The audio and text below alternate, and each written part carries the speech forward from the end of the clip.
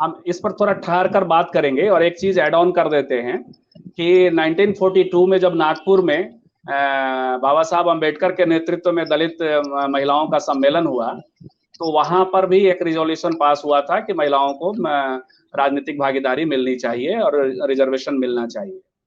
खैर, लेकिन एक चीज हमने देखा, और खास करके 2014 का जो इलेक्शन है उसका आंकड़ा मैं देख रहा था, उसका एक रेशियो के हिसाब से, तो जिस संगठन ने, जबकि उनका स्टैंड पॉइंट है कि रिजर्वेशन के भीतर रिजर्वेशन मिले, मुलायम सिंह यादव का राजनीतिक पार्टी, उसने सबसे ज्यादा महिलाओं को टिकट दिया, लेकिन सबसे कम जो टिकट दिया गया वो सीपीएम के द्वारा दिया गया। वो अनुपातिक रूप से मैं कह रहा हूं, दूसरी पार्टियां भी हैं। तो मैं ये कहना चाह रहा हूं कि जिन लोगों ने आवाज उठाई, जहां से जिससे संबद्धता उस फॉर्म में नहीं है, लेकिन एक जुड़ाव है आप लोगों का, तो जिन राजनीतिक पार्टियों से आपका जुड़ाव है, वो आप लोग आवाज उठा रही हैं, लेकिन आपकी पार्टियां भी इसको स्वीकार करने को तैयार नहीं है और उसके लिए तैयार नहीं है, टिकट देने के लिए तैयार नहीं है, भागीदारी देने के लिए तैयार नहीं है विद इन पार्टी और राजनीतिक सेटअप पे, चुनाव सेटअप पे। तो ये प्रश्न का उत्तर देने से पहले मैं आपको फिर मैं दो व्यक्ति के रूप में बात करना पड़ेगा। एक चीज मैं बिल्कुल जो हमें सुनने वाला साथियों को ये साफ साफ कहना चाहती हूँ, national federation of Indian women ये एक फेडरेशन है, बहुत सारी राज्यों की महिला संगठनों की एक फेडरेशन है वो नेशनल स्तर का। तो एनएफआईडब्ल्यू कोई राजनीतिक पार्टी का महिला संगठन नहीं है। हाँ, होगा राज्यों में महिला संगठन, जो कुछ संगठन सीपीआई से जोड़कर सीपीआई का विमेन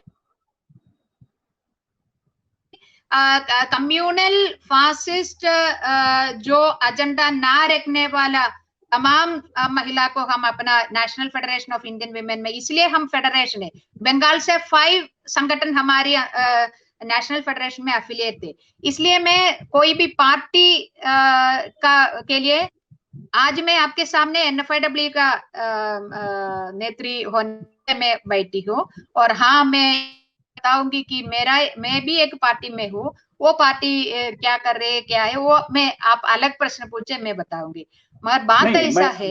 मैं सिर्फ आपकी पार्टी को तो सवाल के घेरे में ले ही रहा हूँ। इसके अलावा एक वैचारिक जो साथी है हमारे, चाहे वो सीपीआई हो, सीपीएम हो, सीपीआईएम, उसके महासचिव से भी हमारी बात हुई थी, यही सवाल रखा था हमने, तो सीपीआईएमएल के महासचिव। तो ये सारे जो राजनीतिक पार्टियां जो वैचारिक रूप से आपके साथ हैं, महिला आरक्षण लागू होने के साथ हैं, लेकिन उनके यहाँ भागी, और आश्चर्यजनक रूप से मैं शेयर करूं कि भारतीय जनता पार्टी के यहाँ पहली बार संगठन के स्तर पर महिलाओं की भागीदारी को बढ़ाया गया था। जी बताएं। जी बताएं। दूसरा उसका भी एनालाइज करना है। हाँ जी, आवाज ठीक है? हाँ ठीक है। हाँ, तो ये बात सही है जो कोएलिशन आपने जो ये बोल रहे, साथी संगठन साथी पार्टियां जो सेकुलर पार्टियां कर रही है, तब मगर जब विमेन रिजर्वेशन का, महिला आरक्षण का बात आए तो इसका खिलाफ है, मगर उनके साथ वामपंथी पार्टियां भी जोड़ के दूसरा पॉलिटिकल क्वेश्चन जोड़कर जॉइंटली उठा रहे, यही बात आप वो पूछ रहे हैं ना। बात ऐसा है कि देखो ये इसका एक पॉलिटिकल इम्पोर्टेंस जो महिलाएं पर्याप्त संख्या में जो पार्लियामेंट, संसद और विधानसभाओं में या जिस जगह भी हो, वो नीति का तय करने का जगह पे पॉलिसी मेकिंग बॉडी में पर्याप्त। जी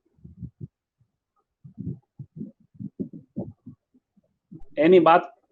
हेलो हाँ जी सुनाई दे रहे? हाँ, इसका इम्पोर्टेंस समझना या इसका क्या है उसके लिए एक मुख्य मुद्दा है करके वो सोच नहीं है कोई भी पार्टी का। ये कंपेयर कर सकती है, तुलना कर सकती है इस पार्टी का कितना परसेंट इसका एक दिल से चाहती है, वो कितना मुंह से चाहती है, वो हम तुलना कर सकते हैं, मगर ओवरऑल यदि हम देखेगा तो विमेन रिजर्वेशन को, विमेन महिला संसद में होना, पर्याप्त संख्या में होने का उस इम्पोर्टेंस को राजनीतिक पार्टियां हर वक्त इसको नजरअंदाज करती हो, जानबूझ के भी करती है, ये बात भी है। जी, जबकि अपेक्षा ऐसी होती है कि हमारे वैचारिक साथियों के द्वारा तो कम से कम शुरुआत होनी चाहिए। एनी की अपनी भाषा मलयाली है और अंग्रेजी भी, लेकिन इन्होंने बहुत जल्द में, मुझे लगता है 5-6 साल के भीतर मैंने देखा कि आप अच्छी हिंदी में बातचीत करने लगी। साथ ही कुछ सवाल भी आ रहे हैं जी, साथियों के कुछ सवाल भी आ रहे हैं और मेरा भी सवाल उनसे जुड़ता है, लेकिन हम उधर जाने के एक सवाल फूलन देवी को लेकर के नितिशा खालको का है, शालिनी श्रीनेट का सवाल है, मंजू शर्मा अपनी बात कह रही हैं, जो मुझे अभी स्क्रीन पे दिख रहा है, और भी साथी बात कर रहे होंगे। मैं चाहूंगा कि जो हम लोगों को तकनीकी सहयोग कर रहे वो लोग सवाल को स्क्रीन पे डालें। तो मैं ये बात कर रहा था कि आपने कोशिश की है और राज्यसभा तक चीजें आ गई, खासकर महिला आरक्षण की बात कर रहा हूँ, लेकिन एक जो आवाज है कि भाई आरक्षण के भीतर आरक्षण दो, और उसके कुछ प्रयोग पंचायतों में हैं, जैसे पंचायतों में ओबीसी महिला के लिए रिजर्वेशन होता है, दलित महिला के लिए अलग से रिजर्वेशन है, रोटेशन के सिस्टम से रिजर्वेशन है, कुछ राज्यों में है। तो ये भारत के सबसे बड़ी धारा सभाओं में, बड़े बड़े सदनों में क्यों नहीं हो सकता है, और क्यों नहीं जो एक जिसको राह का रोड़ा समझा जाता रहा है, लेकिन ऐसा था नहीं। लालू प्रसाद, मुलायम सिंह यादव, इन सब ने जो आरक्षण के भीतर आरक्षण की बात की, उनकी बात मान करके, जी मैं सवाल जारी रखता हूं और उनके एनी दोबारा ज्वाइन करेंगे तो पूछ लूंगा। तो इन सब के के सुझावों को, सबके विचारों को साथ में इनकॉर्पोरेट करके यदि आरक्षण के भीतर आरक्षण के प्रावधानों के साथ महिला आरक्षण लागू होता तो शायद अब तक देश में महिला आरक्षण लागू हो गया होता। यही सवाल है नहीं कि आरक्षण के भीतर आरक्षण को क्यों नहीं स्वीकार करके एक मॉडल देती हैं और वो लागू करवाया जाए।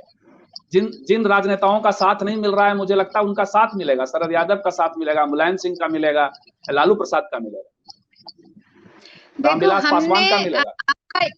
आपका एक गलत अंडरस्टैंडिंग हमारी क्वेश्चन को लेके, हम इसका विरोध में इसको जो इसके लिए पहले जो एक कॉन्स्टिट्यूशनल अमेंडमेंट होना चाहिए, उसी प्रकार का जो रिजर्वेशन विद इन रिजर्वेशन बोलने के वक्त लगातार क्या उठाती है कि मुस्लिम विमेन को, यही है ना, तो उस प्रकार का पहले सबसे पहले वही एक कॉन्स्टिट्यूशनल अमेंडमेंट होना चाहिए, फिर इसके बाद ही फिर विमेन रिजर्वेशन का जो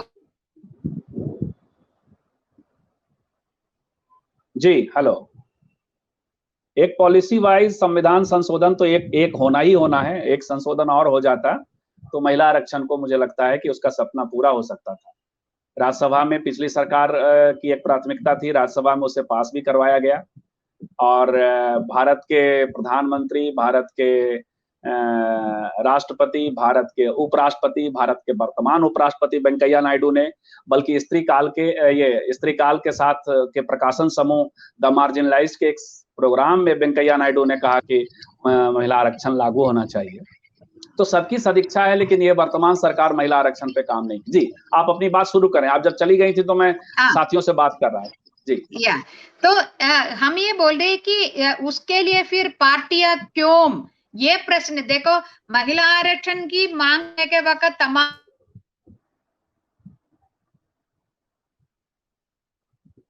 आप इन तमाम पार्टियों से, जो पार्टियां रिजर्वेशन विद इन रिजर्वेशन जो बोल रही है, उनको आप जाके पूछिए आप क्यों एक बिल लेके नहीं आती है कि कॉन्स्टिट्यूशनल अमेंडमेंट लेके आए ताकि ये सुनिश्चित करे, इसके बाद ही हो सकती है। तो ये क्योंकि हमारी जो संविधान का एक खास बात है, सेकुलर, एक आज प्रधानमंत्री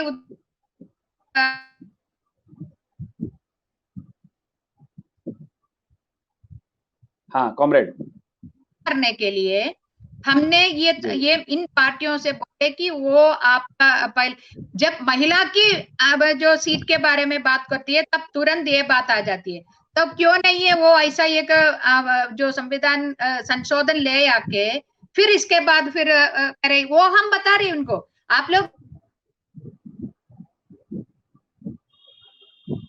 ये डेडलॉक तो टूटना चाहिए। जी, का कॉन्स्टिट्यूशन में ऑलरेडी रिजर्वेशन है, तो इसलिए वो ऑटोमेटिकली विल कम। मगर जो ओबीसी के लिए हमारी संविधान के अंदर कोई रिजर्वेशन नहीं है, इसलिए वो चीज तो हम सब महिला सब है, वो SC ST का जो रिजर्वेशन होगा, बाकी सब हम सब एक साथ खड़े होकर पहले आने दो, यही था पहले हमारी पोजीशन। मगर अब हमें ये बोले, जैसे आपने बोला ये तमाम पार्टियों को साथ लेके आने के लिए, हमने बोला ठीक है आप उसके लिए प्रयास करो, क्यों नहीं कर रही है? ये एक अच्छा डेवलपमेंट है और सामूहिक चेतना के फॉर्म में इनको करना चाहिए, हम सबको इनको परस्यू करना चाहिए। एक सवाल जो नितिशा खाल को आपसे कर रही है, अब हम लोग थोड़े सवाल भी लेते चलेंगे।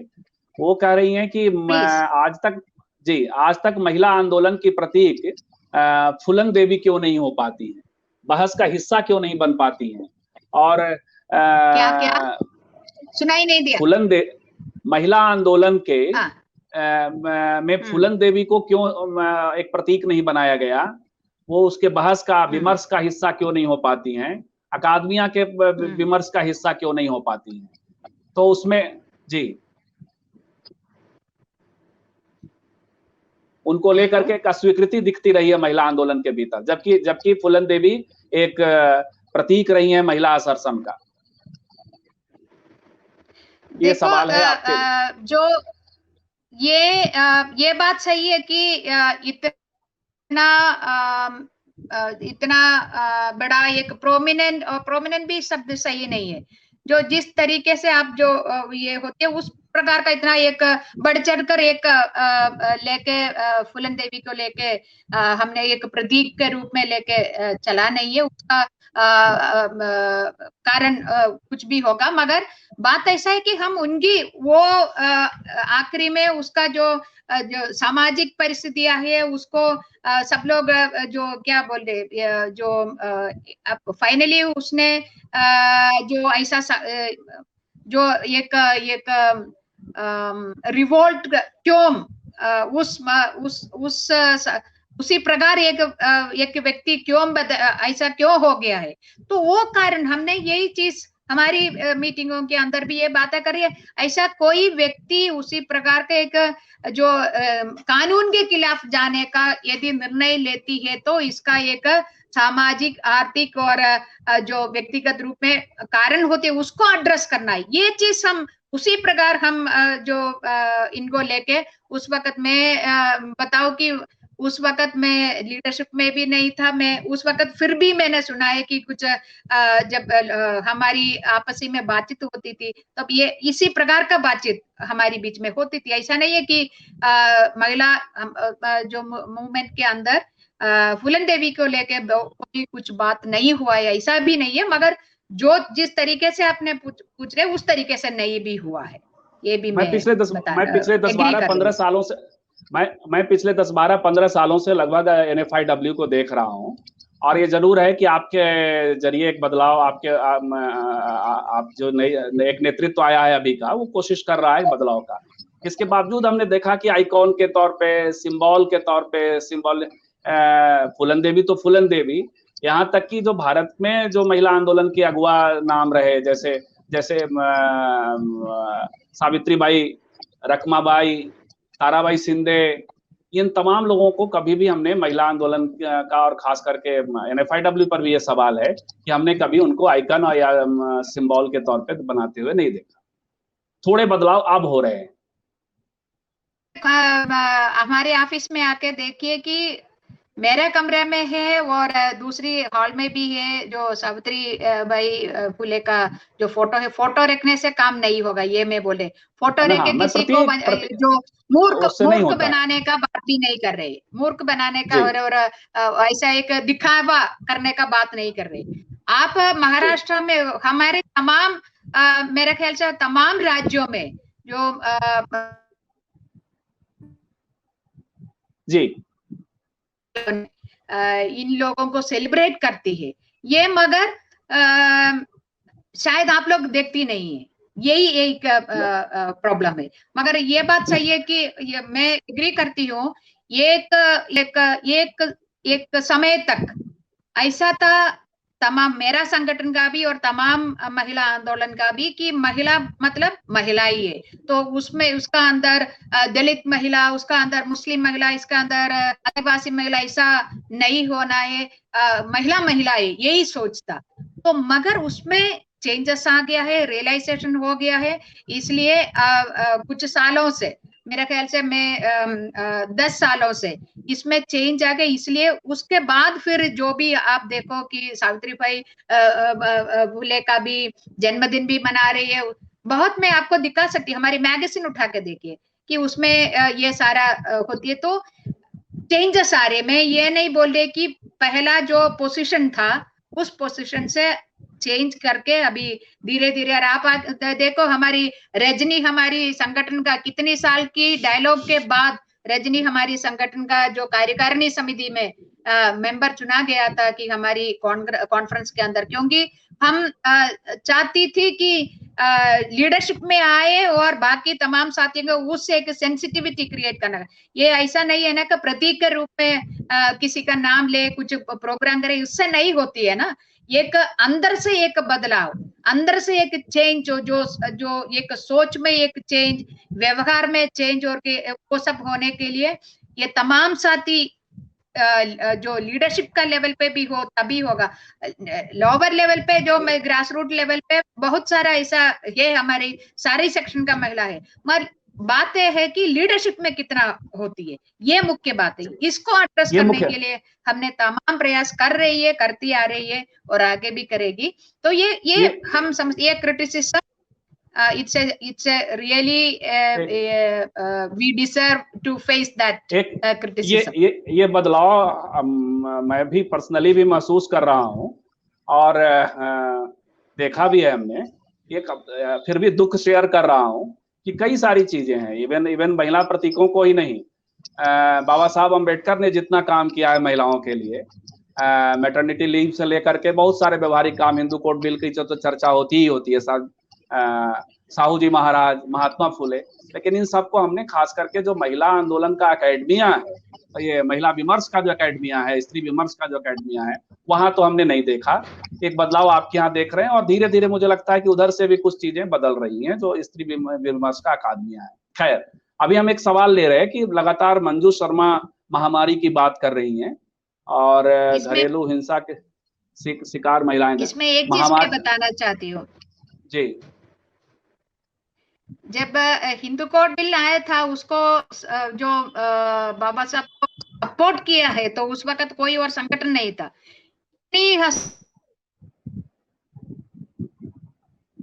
जी, जाके हस्ताक्षर इकट्ठा करके बाबा साहब को सपोर्ट करने में सबसे बड़ा भूमिका निभाया है कि हमारी जो नेत्री लोग उस वक्त संसद में थे वो लोग किया है।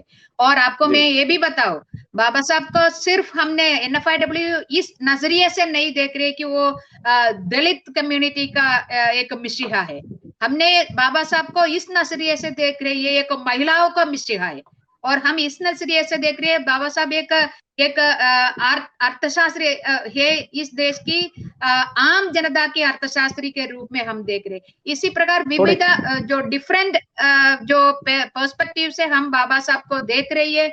आप शायद आप भी एक बार इसमें हमें थोड़ी देर हुई है। खैर, जो सवाल है मंजू शर्मा का कि कोरोना के दौर में जब लॉकडाउन का ये, तो घरेलू हिंसा काफी बढ़ी है, महिलाएं शिकार हो रही हैं।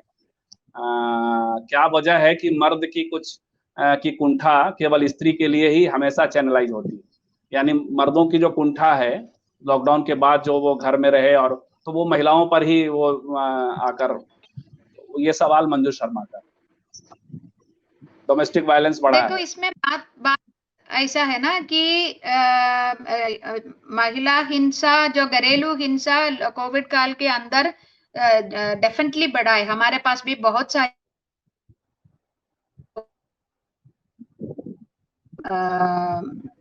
बहुत बुरी केसेस आ रही। बात ऐसा है कि क्या बोला, stay at home, stay safe करके बता, घरों में रहो और सुरक्षित रहो। घर की परिभाषा क्या है? हमारी देश की तमाम 80% जो जनता है उनके लिए घर की परिभाषा क्या है? और 80% भी नहीं है और 50% भी आप रखो, उनके लिए जो झुग्गियों में झोपड़ियों में रह रहे उनके लिए क्या क्या है घर? और उसी का अंदर जो ऐसा होती है, क्यों ऐसा है कि छोटा सा जगह पे इतना ज्यादा संख्या में परिवार रह रहे? क्योंकि एक ही टाइम सारा परिवार के लोग एक साथ नहीं होती है घर के अंदर, चाहे वो रात को हो चाहे दिन में हो। मगर अभी क्या है, अभी ये सारा जो एक साथ रहने का, तो तमाम डिफरेंट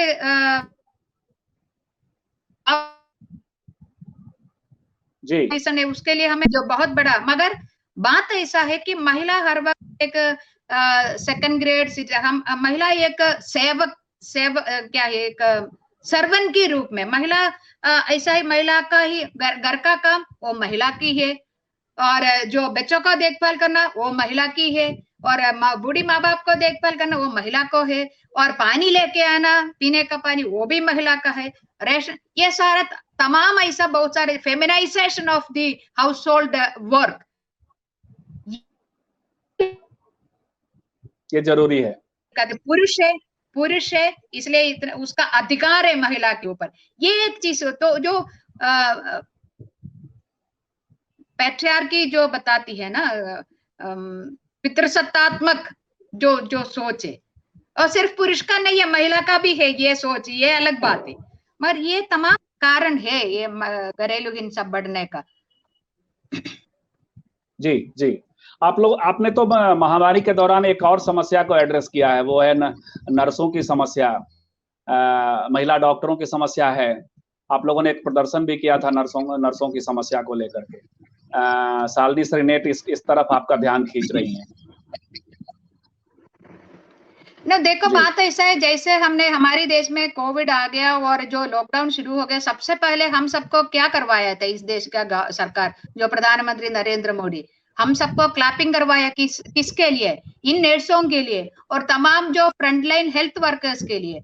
और इसके बावजूद भी ये ऐसा इसको मूर्ख बनाया सारा फ्रंटलाइन वर्कर्स को, उसका सैलरी नहीं देगी उसको, जो इतना बड़ा बीमारी के अंदर भी जो मरीज को लेके आ जाता, कोविड पॉजिटिव मरीज को लेके आती है, उनके साथ 13-14 पॉजिटिव जो मरीज को एक ही नर्स देख रही है, लगातार उनको देखना पड़ रहा है, मगर उनका पूरा जो जो जो सेफ्टी जो ड्रेस होना चाहिए वो नहीं देती है, और उसका 14 दिन काम करने के बाद फिर 7 दिन कम से कम उसका रेस्ट लेना है, वो भी नहीं दे, सैलरी तक नहीं दे रहे, डॉक्टर जो स्ट्राइक करना पड़ रहे, नर्स स्ट्राइक करना पड़ रहे, ये तमाम चीजें हैं।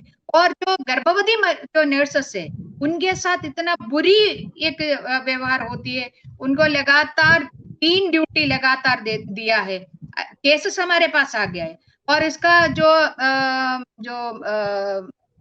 गर्भवती महिला का जो अबॉर्शन हो जाती है, ये एक तो है कि ये ड्रेस पहन के खड़ा है और उसको टॉयलेट भी जाने नहीं देती है, और इस वजह से इतना प्रेशर, इतना जो संघ के अंदर उसका जो ये हो गया है। और ये ऐसा भी केसेस आ रहे, तो इनके लिए हमारे लिए हमारी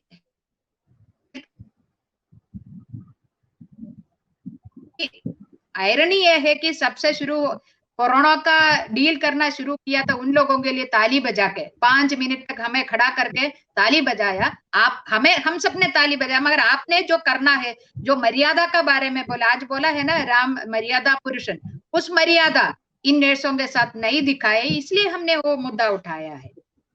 मर्यादा पुरुषोत्तम ना, मर्यादा पुरुषोत्तम का अर्थ ही होता है वो जो पूरा एक बिंब है राम का, वो पैट्रियार्की को अच्छा लगता है, इसलिए राम को लगातार एक प्रेरित किया गया आगे एक बिंब के तौर पे। खैर, आपकी बातचीत खासकर परिवार का जो प्रसंग है उसको लेकर के, डॉक्टर अनुपमा गुप्ता है हमारी फाउंडर एडिटर रही हैं स्त्री काल की, वो एंडोर्स कर रही हैं और कह रही हैं कि परिवार का जो आपने कहा सबके लिए एक जैसा नहीं होता।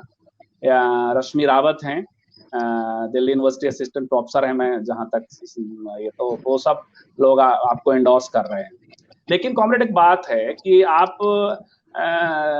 सिस्टम जो कर रहा है वो कर रहा है, ताली थाली बजवा रहा है, मानसिक रूप से वो एक अभ्यस्तता दे रहा है, सब कुछ सही है, लेकिन कहाँ है वो विपक्ष, या कहाँ है वो सारे राजनीतिक संगठन जो सड़क पे संघर्ष के लिए जाने जाते थे? क्या उनको भी कोरोना का डर है?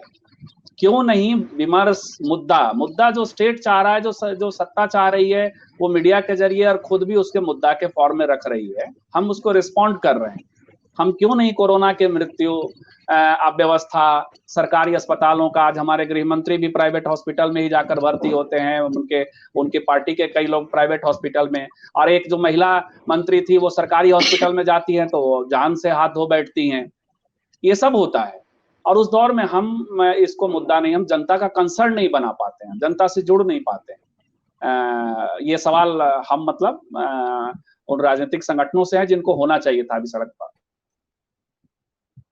होना चाहिए कि इसलिए हम मेरे संगठन NFIW आप यदि देखेंगे तो कोरोना काल के अंदर हमने सबसे ज्यादा कैंपेन्स उठाया है, चाहे वो पोस्टर कैंपेन हो या 5-5 लोग निकल कर जो फिजिकल डिस्टेंस मेंटेन करके पंचायत भवन में जाके मेमोरेंडम देने का हो, तमाम तरीके का जो राशन को लेके, पेंशन को लेके कितना बड़ा बड़ा अनाउंसमेंट। अब दिल्ली का बात मैं आपको बताऊं कि दिल्ली में केंद्र सरकार भी अनाउंस करे पूरा देश के लिए, दिल्ली सरकार भी अनाउंस कर रही है, मगर सबने बोले कि राशन कार्ड धारी को मिलेगा, और राशन कार्ड जो जिसके पास नहीं है, ऐसा लाखों परिवार है, वो कहा जाए।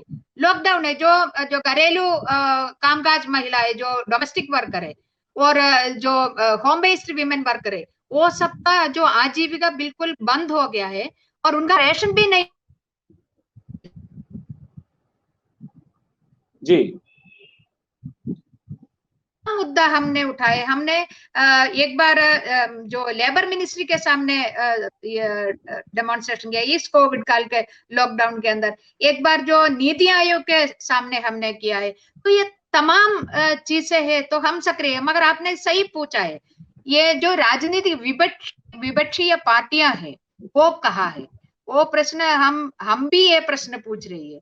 अभी सभी पार्टियों को ऐसा था कि दिखना चाहिए, लोगों को दिखना चाहिए, हाँ हमारी बात बोलने का, हमारी मुद्दा उठाने के लिए हाँ पार्टियां है करके दिखना चाहिए था। मगर हमारी देश का पता नहीं क्या मैं शब्द यूज करूं कि कोई विपक्षी पार्टियों को दिखाई नहीं दे रहे।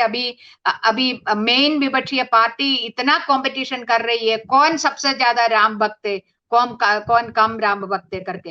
तो ये तमाम इनका एजेंडा कि ये है जनता का, ये तमाम मुद्दे को लेके कितना सक्रिय या कितना सिंसियर है, ये हमें देखना है। सिर्फ बहुत सारी लेफ्ट पार्टीज भी बहुत सारा बार, मैं भी CPI से बिलोंग करती हूँ, मैं भी बहुत सारी जो आंदोलन किया है बीच में, 10 लोग 5 लोग 25 लोग खड़ा होके हर मुद्दा उठा के किया है। मगर जिस तरीके से सारा पार्टियां एक साथ खड़ा होके इस सरकार को, आज के जो फांसीवादी सरकार को चैलेंज करने का, जो हमारी तमाम जो पब्लिक सेक्टर है, हम सबको बोला है कि सरकार ने आप घर पे बैठो, मगर ये दफ्तर में बैठ के क्या कर रहे, तमाम हमारी पब्लिक सेक्टर को कॉर्पोरेट के हाथ में दे रही है। उस वक्त जो भी लॉकडाउन हो, हम सबको होना चाहिए था, रास्ते पे आए, चाहे कुछ भी हो, जेल में डाले वो अलग बात है, हमने कितना जेल। एक सवाल हम लोग अभी एक सवाल हम लोग आखिरी और भी ले लेते हैं। ये सच है कि हम लोग आंगन उनका और मुद्दा उनका, और वही हम ये जो दूसरी विपक्षी पार्टियां हैं वो रिस्पॉन्ड कर रही हैं। अपनी ओर से न मुद्दे हैं न राजनीति, कोई बदलती हुई राजनीति नहीं दिख रही है। ये तो एक बड़ा संकट है मीडिया के फॉर्म में भी, और हम स्त्री काल के लोग हम उतने बड़े मीडिया घराने के फॉर्म में नहीं हैं, लेकिन हम लोग और हमारे जैसे बहुत सारे छोटे छोटे जो समूह हैं वो कोशिश कर रहे हैं कि एक जनता की आवाज और जो अलग किस्म से मुद्दे हैं, बहुत से मुद्दे हैं, महिला आरक्षण का ही मुद्दा है, जाति जनगणना का मुद्दा है, स्कूल कॉलेज में समान शिक्षा का मुद्दा है, अस्पताल का, सबसे बड़ा अस्पताल का मुद्दा था जो अभी सेंट्रल मुद्दा होना चाहिए था राजनीति का, और उसके लिए अवसर भी था। ये जो आपदा में अवसर वाली बात है, तो यहाँ आपदा में अवसर ऐसे देखना चाहिए था राजनीतिक दलों को, वो नहीं देखा। तो हम एक मीडिया के फॉर्म में हम कोशिश करेंगे कि हम जनता की आवाज बने, महिलाओं की आवाज बने, और इन्हीं से अब ये बात, अभी एक सवाल के बाद हम लोग इस बातचीत को आगे फिर कभी इन्हीं को आमंत्रित करेंगे और विभिन्न मुद्दों पर बात करेंगे। लेकिन एक सवाल हेमलता माहेश्वर का है, वो ये है कि 32 साल वामपंथी शासन के बावजूद बंगाल अब दक्षिणपंथी हाथों में जाता हुआ दिखाई दे रहा है। वो कह रही है धूर भक्त हाथों में जाता हुआ दिखाई दे रहा है। जमीनी स्तर पर वामपंथ ने क्या काम नहीं किया, यह एलीट क्लास तक क्यों सिमट गया? इसमें एनालिसिस बहुत हो चुका है, बहुत तमाम तरीके का आरोप प्रत्यारोप भी हो गया है, मगर वामपंथी पार्टियां भी अपना पार्टियों में और समूह में भी ये इसका एनालिसिस किया है। और ये चीज है कि हम कुछ भी करें जनता के लिए, मगर ऐसा है कि उनका कुछ चीजें ऐसा है, उनका दिल से जुड़ा हुआ है, जैसे जल जंगल जमीन, ये सारा चीज जो उनका वो सोच रहे कि ये नहीं है तो फिर हमारी जिंदगी ही नहीं है, हमारी आगे आने वाला पीढ़ियां नहीं है, ये सोच रही है। तो उस चीजों को लेके उसका वो सेंटिमेंट्स को समझने में शायद भूल होगी। ये वामपंथी पार्टियों का जब मैं उनका असेसमेंट है उसमें नहीं, एक बड़ी भूल तो संगठन जी, एक बड़ी भूल तो नंदीग्राम में हुई ना जी, बात में बोल रहे, बाकी तमाम जगह पे हम भूमि के लिए संघर्ष करती है और लैंड स्ट्रगल करती है, और कॉर्पोरेट के खिलाफ हम लड़ाई लड़ती है, वो सब सही है। मगर इधर जो ये हम बोलते हैं ना कि सारा जो कंसर्न्ड पार्टी से और स्टेक होल्डर से, तो उससे कंसल्ट करके कोई भी निर्णय लेना करके उसमें कहीं ना कहीं एक छूट उधर हो गया। ये बिल्कुल आप बताए कि जो सिंकोर नंदीग्राम का बात हुई है, तो वो एक सेंटिमेंट है ना, वो सेंटिमेंट सोच कर आगे बढ़ा, उसका जो नतीजा है तो उसको लेके तो उसको अभी करेक्ट करने के लिए उसको रियलाइज किया है, मगर अभी वो जो पोजीशन में वापस आने के लिए टाइम लगेगा, क्योंकि फांसीवादी कम्युनल फासिस्ट फोर्सेस इतना जबरदस्त आगे बढ़ रही है, बढ़ चुकी है, तो उनको डिफीट करना, लोगों को कन्विंस करना, ये सब हम लेफ्ट के सामने, लेफ्ट सिर्फ पार्टियों का नहीं, जो तमाम जो वामपंथी सोच रखने वाला जनता के सामने भी ये बहुत बड़ा एक सवाल है। जो एक बार आप जो कॉन्फिडेंस जनता का खो चुका है, तो वो वापस लेना बहुत मुश्किल है, तो कठिन प्रयत्न करना पड़ेगा। दोस्तों, हम लोगों ने लगभग 1 घंटे बातचीत की है, और संविधान के प्रस्तावना से शुरू होकर के संविधान के ऊपर संकटों पर हम लोगों ने बातचीत की, और बहुत अच्छे प्रश्न भी साथियों से आए। हम लोगों ने अभी एक घंटे तक देश के हालात पे बातचीत की है, और आगे भी हम लोग जारी रखेंगे। स्त्रीकाल आपके अपने मुद्दे, जरूरी मुद्दों के लिए बातचीत करता रहेगा। अभी आज के लिए मुझे लगता है कि इन्हीं साथियों से विदा लेना चाहिए। बहुत बहुत शुक्रिया। सबसे पहले संजीव, आपको भी और आपका टीम को भी कि ऐसा एक इंटरेक्शन के लिए मुझे मौका दिया, और हम एक जी, मैं बीच में मिली मुखर्जी कह रही हैं कि तभी तो बंगाल और त्रिपुरा में इस स्थिति में पहुंच गए। इनके फॉलोअर बंगाल में जय श्री राम का नारा लगा रहे हैं। इनके फॉलोअर मतलब कम्युनिस्ट पार्टियों के फॉलोअर, सीपीआई सीपीएम के। ये मिली मुखर्जी कह रही है। क्या लगा रहे हैं? कौन सा नारा? सीपीआई सीपीएम के कैडर लगा रहे हैं जय श्री राम का नारा, ऐसा मिली मुखर्जी का कहना है। अच्छा, जय श्री राम की नारा लगाना कोई बुरी बात तो नहीं है भाई, देश में विश्वासी लोग हैं, मगर बात अभी तो ऐसा है आप किसका पक्ष में खड़ा होकर जय श्री राम बोल रहे, किसके खिलाफ है जय श्री राम बोल रहे, ये बात महत्वपूर्ण है, वो देखना है। मगर वो जो मैंने आपको बताया कि जो गलती किया वापस फिर से उस जगह पे पहुंचने के लिए इतना आसान नहीं है, मुश्किल है। हम तमाम प्रयास मैं समझती हूँ करेंगी, और आप लोग भी साथ दे ताकि हमारी ये मुश्किल का ये रास्ता थोड़ा और आसान हो जाए। बहुत बहुत धन्यवाद एनी, और बहुत बहुत धन्यवाद साथियों आप सबको। आप सब लगातार 1 घंटे तक जुड़ करके बातचीत सुनते रहे, और मुझे लगता है कि आगे भी ये बातचीत अब आर्काइव में रहेगी। एक अच्छी बातचीत रही। धन्यवाद।